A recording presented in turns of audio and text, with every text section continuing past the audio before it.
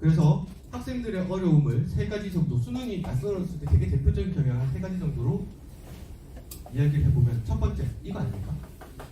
정수 조건, 자연수 조건.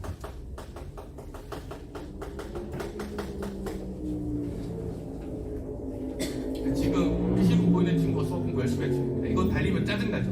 그래서 조금 문제에서 왜 정수 자연수가 사실 실수보다 훨씬 쉬운 수인데 정수 자연수만 이제 문제에 달리면 문제가 짜증이 나기 시작하죠. 정수 자연수 조건. 그 다음에 두 번째 보일 과정 연계.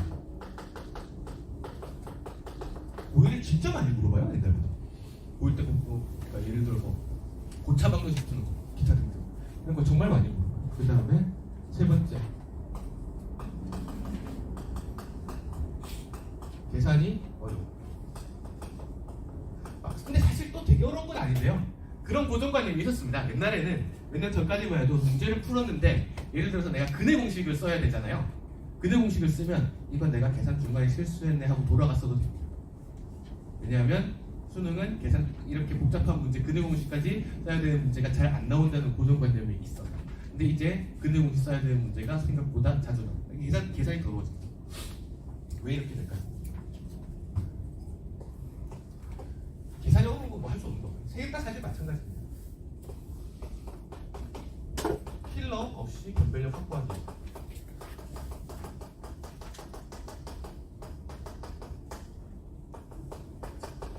그래서 학생들이 지금은 조금 이제 연습이 됐을 거라고 생각을 하는데 그 생각해야 됩니다. 문항번호 가지고 난이도 찍었던 거 그거 머릿속에서 완전히 지워야 됩니다. 잘하는 학생들 고생시키는 방법이 뭐냐면요. 수능 문제에서 11, 12, 13, 14 이쪽에서 이제 이게 내문항의 한 페이지잖아요. 잘하는 친구들은 이 중에서는 다 푼다고 보통 믿고 있습니다. 근데 이 4개 중에 하나를 들어온 걸 껴넣기 시작하면 학생들이 멘탈이 나가서 그 뒤에 시험을 망칩니다.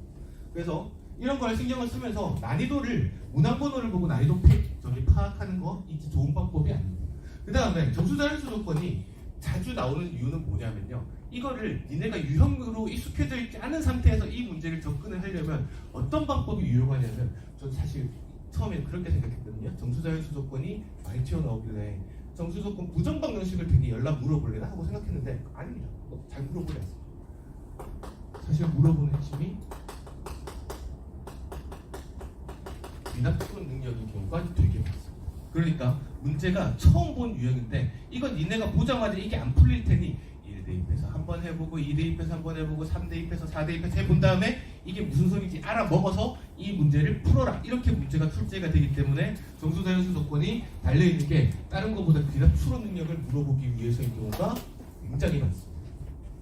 그래서 아까 웃었던 것처럼 그쵸? 정수자연수 조건만 달리기 시작하면 문제 풀이 시간도 늘어지고 해봐야 될 것도 많아지고 경우도 잘게 나눠야 되고 막 이런 문제들이 계속 나오기 시작하는 겁니다. 자, 그래서 근데 지금 수리노트를 듣고 있는 친구들은 귀납 추론만 지금까지 귀납 추론이라는 주제만 가지고도 1시간을 공부를 했습니다. 논술에서 귀납 추론과 관련돼서 물어보는 게 되게 많습니다. 1대입 해보고 2대입 해보고 3대입 해보고 왜냐하면 논술은 훨씬 더 긴 시간을 주고 문제를 적게 풀어도 되는 거잖아요. 그러니까 학생들한테 이런 거를 해보고 나서 문제를 파악한 다음에 문제를 풀도록 유도해주는 문제가 굉장히 많습니다. 그 다음에 보일과정 연계요.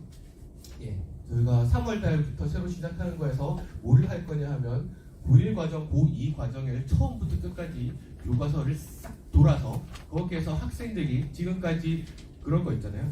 수능에서 안 나온다는 신념을 가지고 있어서 머릿속에서 비어있는 것들이 있어요. 예를 들어서 고차방정식 어떻게 푸는 건가요? 인수정리할 때 알파 어떻게 되잖아요. 1대입 해보고 2대입 해보고 1대입 해보고 플러스 마이너스 1대입 해보고 그 다음 5대입 해보고 아니라고요. 이거 벌써 틀리는 거라고. 1학년 때 이거 다 할 줄 알았어요. 저 제일 처음에 플러스 마이너스 1 대입해보는 건 맞는데 그 제일 처음에 해봐야 되는 건 상수항 약수들을 해봐야 되는 거고 그거에 실패하면 최고차항 약수분의 상수항 약수들을 두들겨 봐야 되거든요. 근데 그거 기억을 못하는 친구들은 1대입해보고 안 되면 2대입해보고 2도 안 되면 3대입해보고 이러면 절대로 못했어요. 그런 것들부터 9일간 근데 이게 실전에서 상관이 있는 게 옛날에 어려운 미적분 문제를 실컷 다 풀어놓고 마지막에 3차 방정식을 못 풀어가지고 시험에 떨어지는 학생을 본 적이 있습니다. 왜냐하면 인수를 알파를 2분의 1을 찾았어야 되거든요. 그런 케이스들이 있기 때문에 그런 것부터 해가지고 3월달부터 고1 과정, 지금은 좀 총론적인 수업을 진행을 하고 있고요. 3월달부터 고등학교 과정에서 필요한 것들을 싹 다 돌아갈 겁니다. 그래서 수능 문제에서 이렇게 패턴화되어 있다고 생각을 하는 것들에서 빠져 있는 것들, 학생들이 흔히 까먹고 있는 것들을 갖다가 이 부분을 논술에서는 되게 중요하게 다루고 있는 파트들이니까 이 부분이 같이 보완이 될 겁니다. 계산 어려운 거 논술은 그렇죠?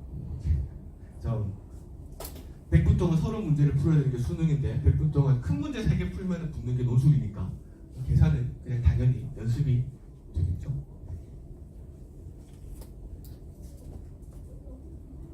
네, 그래서 수리논술하고 수능은 서로 보완하는 관계라고 생각을 합니다. 그래서 아까 말씀드렸지만 막판에 가서 몰아서 준비하겠다고 생각을 하는 건 좋은 방법이 아닙니다. 어떻게 하는 거냐면요, 최대한 일찍 시작을 해서요, 일주일에 한 번씩 꾸준하고 길게, 수능 끝날 때까지 꾸준하고 길게 가는 게 가장 좋은 방법이라고 생각합니다. 근데 그렇게 하다가 보면 수능이랑 논술이랑 서로 시너지 효과를 일으키는 거를 좀 생각할 수 있을 겁니다. 수능도 수학이고 논술도 수학입니다. 근데 수능은 이 아이를 객관식으로 물어보는 수학이라서 되게 특수한 케이스를 빨리 찾아내면 빨리빨리 풀 수 있는 문제들이 주류가 되는 반면에 논술은 그따구로 문제를 풀면 감점을 어마어마하게 당하기 때문에 훨씬 일반론적인 해법을 고민할 수 있어야 되는 과목이 이것만 다른 겁니다.